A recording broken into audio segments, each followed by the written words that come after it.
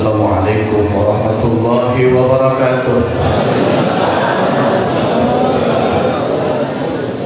Kurang semangat. Assalamualaikum warahmatullahi wabarakatuh.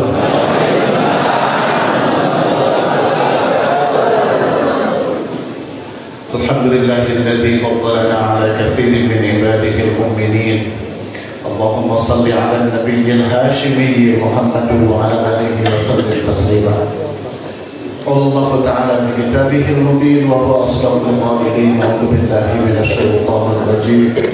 بسم الله الرحمن الرحيم. قل إن كنتم تحبون الله فاتبعوني يحببكم الله ويغفر لكم ذنوبكم والله غفور رحيم. ولا يصدق الله العظيم. إلهي أنت مقصودي ورضاك مطلوبي، أعطني محبتك ومعرفتك وأعطني معك أبدا.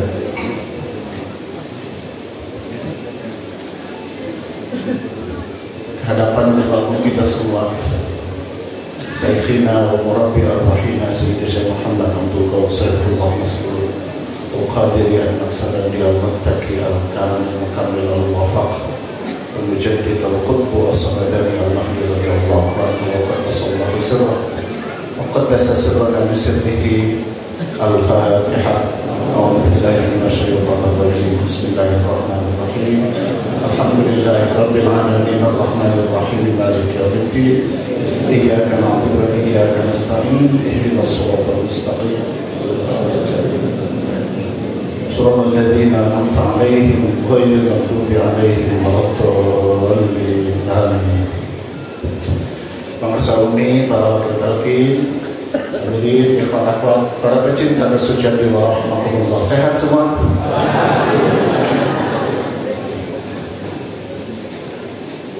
Tadi kuliah subuh Abah Jagat menyampaikan bahwa bulan ini adalah bulan Maulid perintah sholat. Hari ini saya tidak akan lama. Kita akan menyebutkan 8 pelaku sholat yang Allah sebutkan di dalam Al-Quran. Ada berapa? Nanti kalau kurang tambahkan, kalau kelebihan kurangi. Yang pertama, mari ucapkan sama-sama Sukaro. Yang kompak Sukaro. Ya ayyuhalladzina amanu la taqrabus salata wa antum sukaro. Wahai orang-orang yang beriman, la taqrabus salata, jangan dekat-dekat dengan salat. Wa antum sukaro, sementara kalian masih dalam keadaan mabuk. La taqrabus salat itu kata orang Tasik min babi komo. Nah, min babi komo teh cacak ngadegeutana wae ulah komo melaksanakan. Jadi jangan melaksanakan sholat wa antum sukaro, sementara kalian masih dalam keadaan. Kalau tidak salah sabab nuzul ayat ini, ketika awal-awal perintah sholat disampaikan Rasulullah kepada para sahabatnya, masih ada di antara sahabat yang masuk Islam, yang punya habit, punya kebiasaan pada masa jahiliyah meminum minuman keras, khamr. Kita tahu bahwa khamr itu penetapan status hukumnya dalam tarikh tasyri' disebut dengan tadarrujul hukmi, bertahap penetapan hukumnya, tidak langsung diharamkan. Pertama Allah memperkenalkan pada khamr itu ada manfaat, ada madaratnya, tapi madaratnya lebih banyak dibandingkan dengan manfaat. Tahap kedua Allah mengatakan jangan dekat-dekat dengan salat kalau kalian masih dalam keadaan mabuk. Baru yang ketiga Allah mengatakan innamal khamru wal maisiru wal ansabu wal azlamu rizqun min amali syaitan fajtanibuh.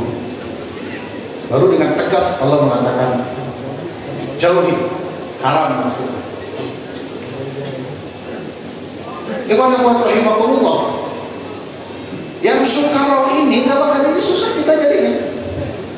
Ada orang sholat dalam keadaan mabuk, jangankan masuk ke masjid, jangankan untuk melaksanakan sholat di masjid, masuk halaman saja sudah diusir oleh para pengurus masjid, betul nggak?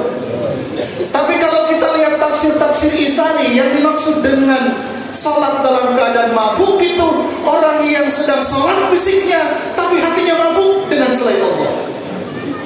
Ada yang masih mabuk dengan harta kekayaan, dengan jabatan, dengan popularitas, dengan pasangan, dengan keturunan, dan kullu syai'in mimma siwallah, dengan segala sesuatu selain Allah. Itulah yang suka.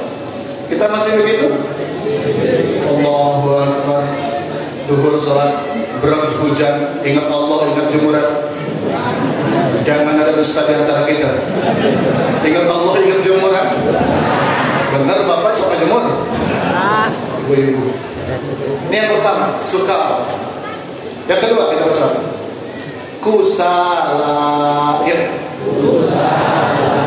Ibu-ibu. Innal munafiqina yukhadi'una Allah wa huwa khadi'uhum wa idza qamu ila as-salati qamu kusala. Males. Yang saya baca, salah satu ciri malas itu mengulur-ulur waktu.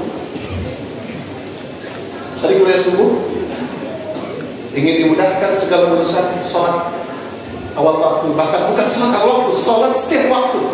Nanti di bagian pelaku sholat yang berikutnya. Ya, malas-malasan. Kang, sholat santai bos, belum selesai. Kang, sholat kan? Rewel bisa, mesti orang itu rewel, gimana rewel bisa? Santai terus. Bahkan mepet-mepet akhir, sehingga menjadi pelaku sholat seperti Syekh Abdul Qadir Al-Jilani. Kalau sholat subuh itu dengan wudu isya. Kenapa? Karena sholat isyanya 3:30. Beres sholat isya, adzan subuh. Bapak ibu semua secara fikih, nggak masalah. Bahkan yang saya baca, mohon maaf, yang pernah saya baca, Bapak takbiratul ihram sebelum adzan, ketika untuk sholat isya, Allahu Akbar, dulu subuh itu masih sah sholat isyanya. Tapi rasa kacidat ini, tahu bahasa kasihannya kacidat ini? Sungguh tercidat ini. Sudah malu itu. Besar, malas. Oke, sudah selesai. Besar. Yang ketiga, sahun. Apa? Sahun. Ini ayatnya tahu? Yuk sama-sama. Awaitan ladzi al-kalbihu bid-din.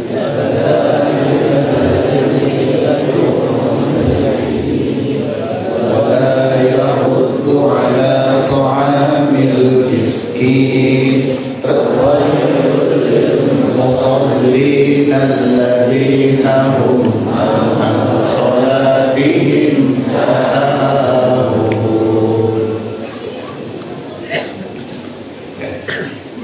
Orang yang malalun dari sholatnya, orang yang lalai dari sholatnya. Tahu malalun? Ya, hatinya kemana, fisiknya kemana. Fisiknya menghadap kiblat, bacaannya bagus, gerakannya luar biasa, tetapi hatinya kemana-mana. Koreksi jika saya salah. Dahulu merasa apa? Kalau kita nyari khusyuk dalam sholat, mana mungkin bisa mendapatkan khusyuk dalam sholat? Khusyuk diajarkan Allah kepada Nabi Muhammad jauh hari sebelum perintah sholat disampaikan kepada beliau.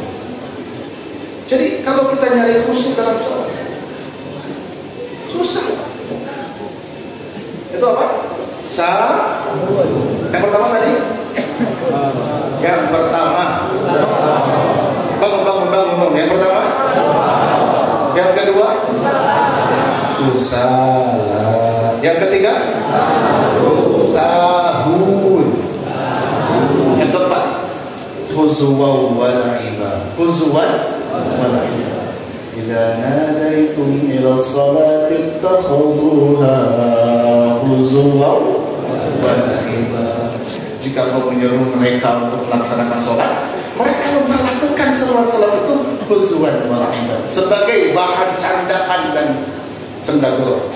Diheraikan, dipanggil sholat dengan seruan adat itu, memperlakukan panggilan sholat itu dengan sikap naheraikan, bercanda, bersendaguro. Saya lihat di tafsirnya, bentuk naheraikan panggilan sholat, tapi tidak segera melaksanakan panggilan itu. Tadi subuh disampaikan, kita tuh sudah 15 menit sebelum subuh sudah punya wudhu. Abah mendorong kita semua untuk selalu punya wudhu. Begitu ya? Masuk itu? Sering masuknya, sering itu ya? Jangan ada dusta antara kita. Sering dong, sering batalnya, sering punya wudhunya. Yang kelima, mukaan wa qasdiyatan. Apa? Ini bulan lalu kalau tidak salah disampaikan oleh Jujur. Wa kana salatuhum indal baiti illa muka'aw wa qasdiyah. Tidaklah mereka sholat indal baiti, dekat Baitullah, di depan Baitullah, illa muka'an wa tasdiyatan, kecuali hanya sekedar tepuk tangan dan siulan semangat. Dulu saya memahami ayat ini salat di Masjidil Haram. Ketika menakib di apartemen Newton di Buah Batu, pengarsa mengoreksi pemahaman saya. Bukan hanya salat di sana, di Masjidil Haram, karena kita semua juga sholat menghadap Ka'bah, betul nggak?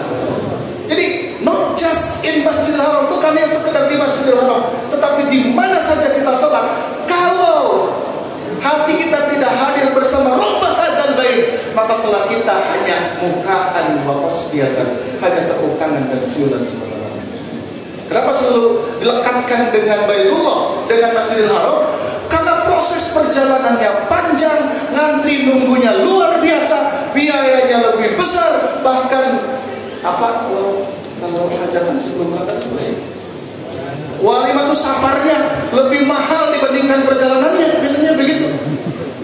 Sudah bisa sholat di mana? Di Masjidil Haram, lebih dekat dengan imam Masjidil Haram, lebih dekat dengan Ka'bah secara zahir.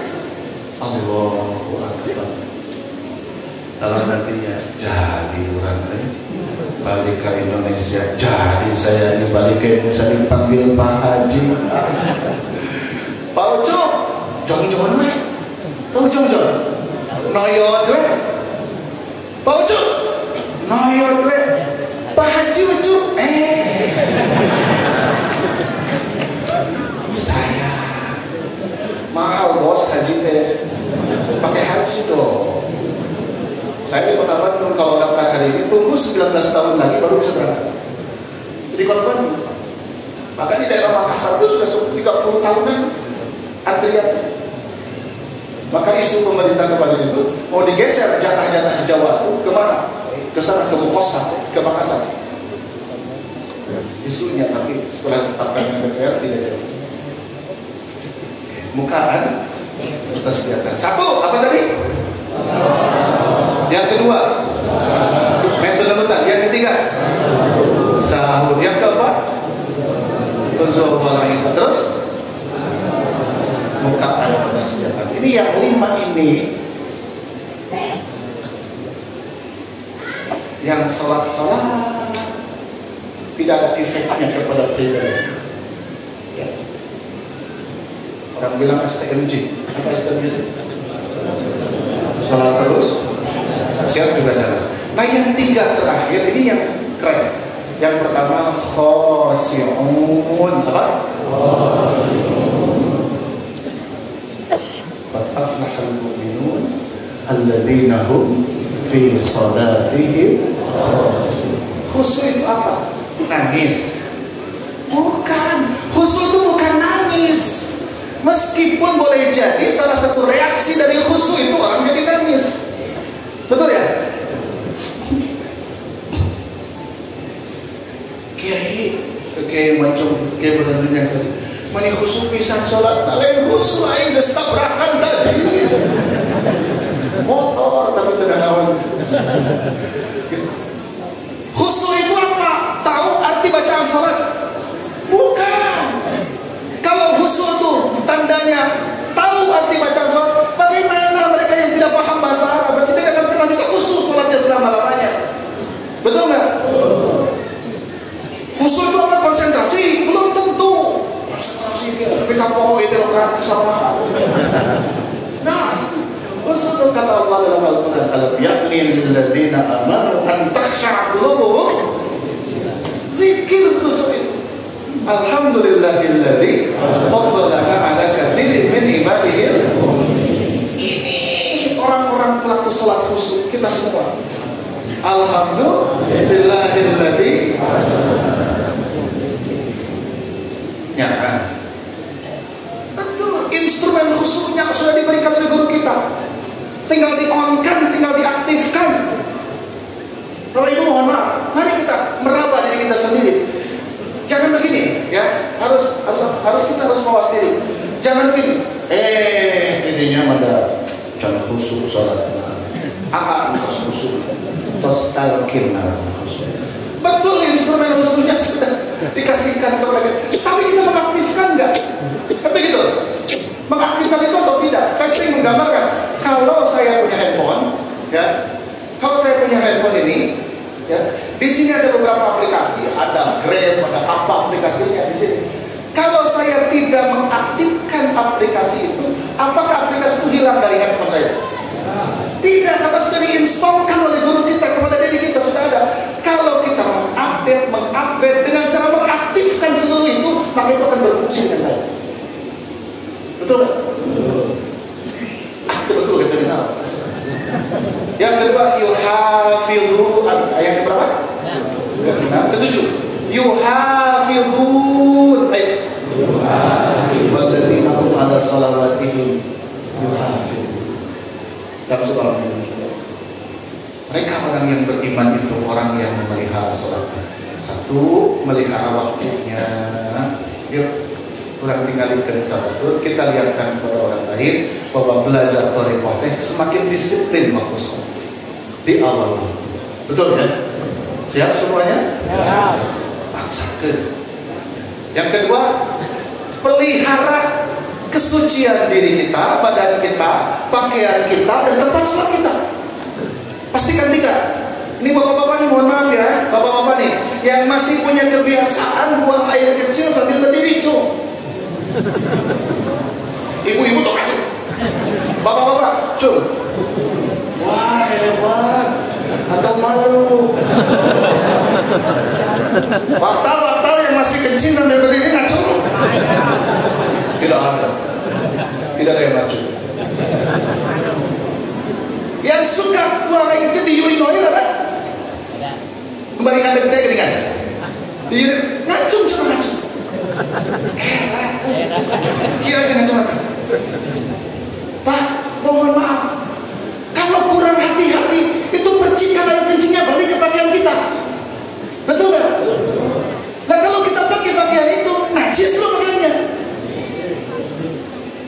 Do you see what I mean? Setuju nggak?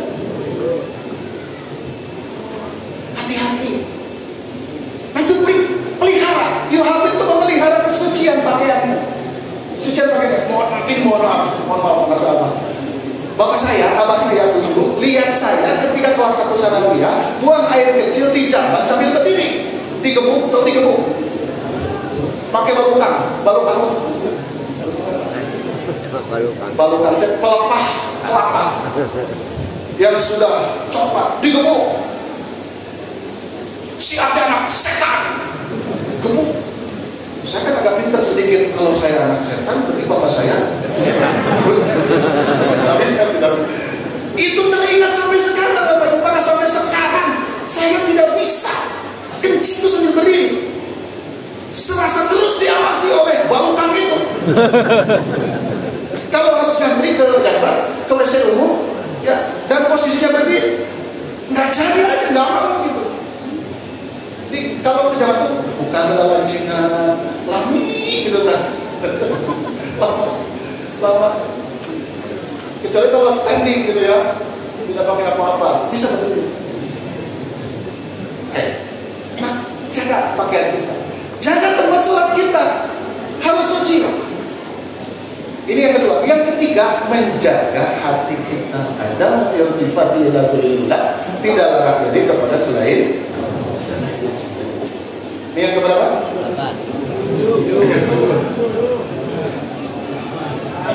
Yang ketujuh, yang kedelapan, daimun.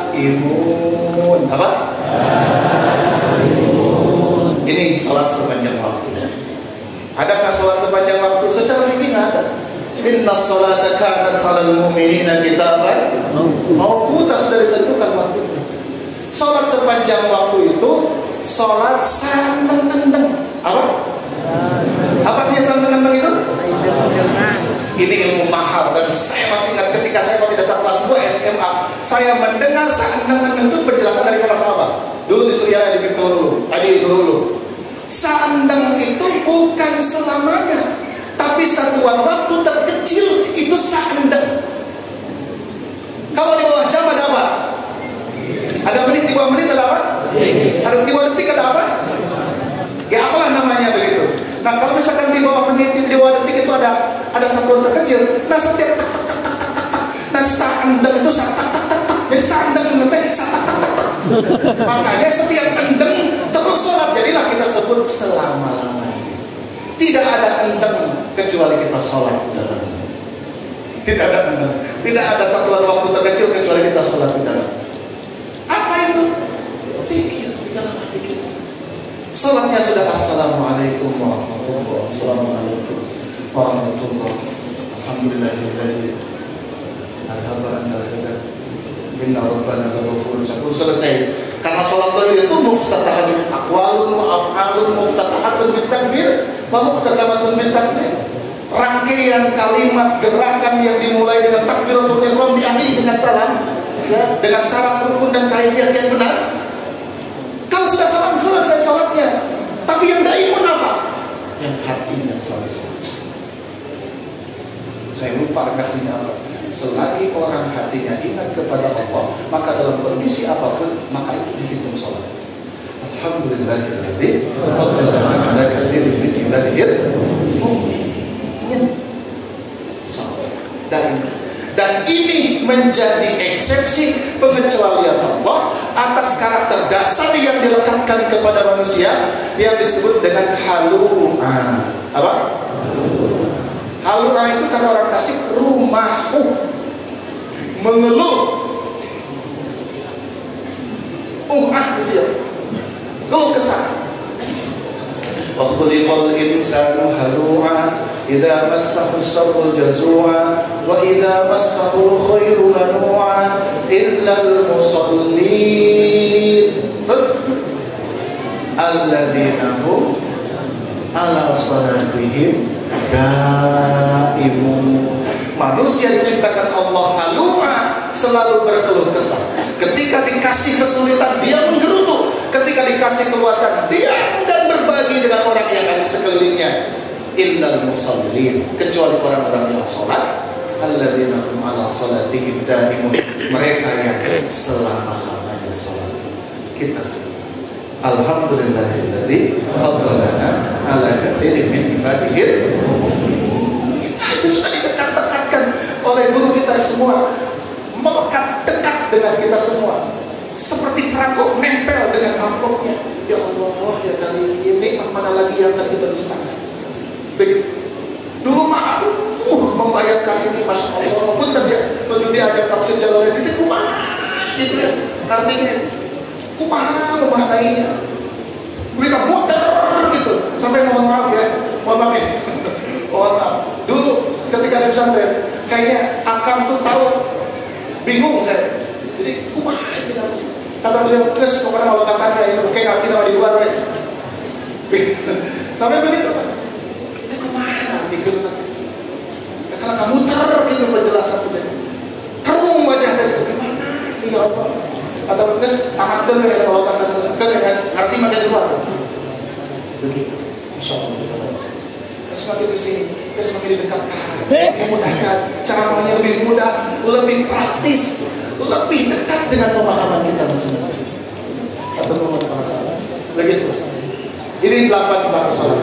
Silakan kita pilih ada di mana posisi kita. Pertama, lupa lagi. Yang kompak pertama. Yang kedua, ibu-ibu. Lapar ibu-ibu. Yang kedua, yang ketiga, keempat, yang kelima, yang keenam yang masih segar. Oh, Simon. Yang ketujuh, yang kedelapan, kalau kita sudah ada pada posisi yang terakhir ini, ketika apapun datang dari luar kita semua, lebih baik kita sambut dengan hati yang sangat gembira.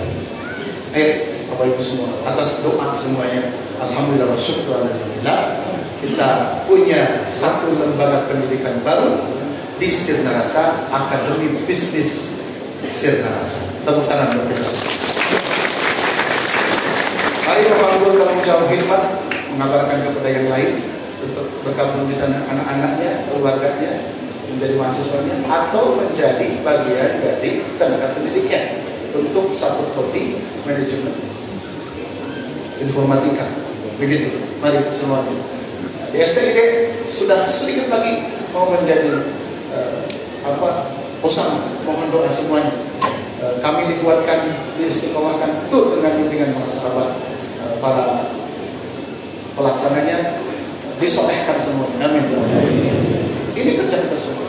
Kalau tadi Pak Kiai Daniel selalu menggembur-gembur orang tua asuh, hari ini orang tua asuh dari sumbangsi Bapak Ibu yang 5.000, yang 10.000, kita sudah berikan beasiswa berapa Pak Kiai? 63 orang Pak.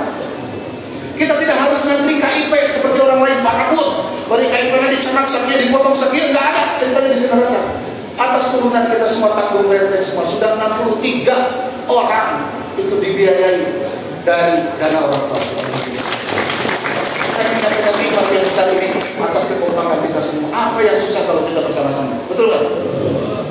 Apa yang susah? Biar orang lain berbicara banyak, tapi tunjukkan akhlak kita semakin baik. Tidak usah dijawab dengan membuat komen yang macam-macam di medsos, capek-capek. Kata dosa-dosa, Ibu Muhammad Tahampurana, bagaimana kita minta maafnya? Sudah tunjukkan akhlak yang baik. Begitu. Tempoh hari saya datang di mana? Ke Asrama Haji Indramayu, menjadi penguji ASN, CPNS. Saya pakai peci merah putih.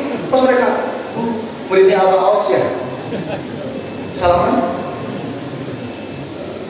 Sudah tahu mereka. Lah kenapa kita selalu bukan diserang, selalu dipersoalkan dengan merah putih? Gini cerita. Ya, ceritanya begini, Bapak Ibu, merah putih, kebangsaan, yang NKRI itu mainannya orang lain. Dulu mereka menjadikan itu sebagai mainan. Dengan mainan itu mereka dapat cuan. Lalu Abah bukan hanya sekedar mainan, tapi mewajibkan kita semua menggunakan atribut merah putih. Bahkan kata Abah, untuk kita semua murid-murid beliau desah lamun sholat terpakai. Mereka yang biasa memainkan warna ini, warna mulia ini, warna surga ini, sekarang tidak punya alat mainan lagi. Ya wajar kalau merasa terganggu objek mainannya. Paham kita di sini? Oh, ini operasi intelijen Bapak. Ini operasi intelijen. Ini operasi intelijen. Jadi Abah dengan kan biasanya yang suka main-mainin merah putih, NKRI, kebangsaan, mereka dapat proyek dari negara. Kapan Abah minta-minta ke negara? Bahkan Abah menjadi benteng paling kuat untuk membela NKRI.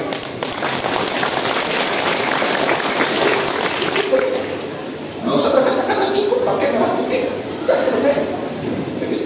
Bodoh amat mereka. Sudah kelas. Gini. Misi Pondok Mulia Pak Ucup. Orang akan komen sesuai dengan apa yang ada di kognisinya, di otaknya. Ya. Jadi kata pertama, komen pertama